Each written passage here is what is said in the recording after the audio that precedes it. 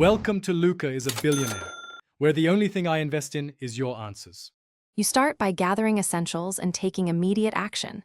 Power the bridge and plug it into your laptop with an Ethernet cable so you can access its admin page.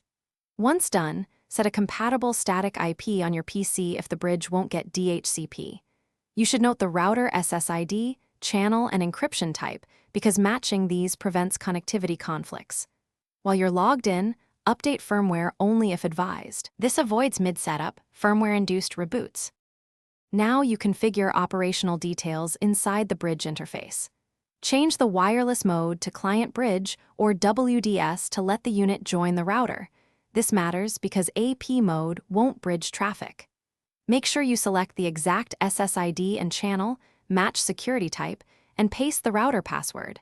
Mismatches are the most common failure. Then disable DHCP on the bridge and set LAN IP into the router subnet so you can reach it. Finally, save and apply settings. Finish by moving the bridge to its permanent spot, connect power, and test connectivity from a client device. Ping the router and browse a page.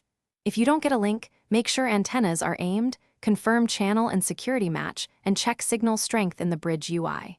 Once done, enable system logs and inspect link status LEDs to diagnose issues.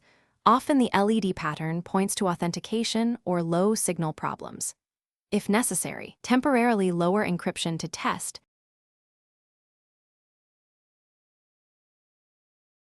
Thanks for watching and please subscribe. It's the best investment you'll ever make.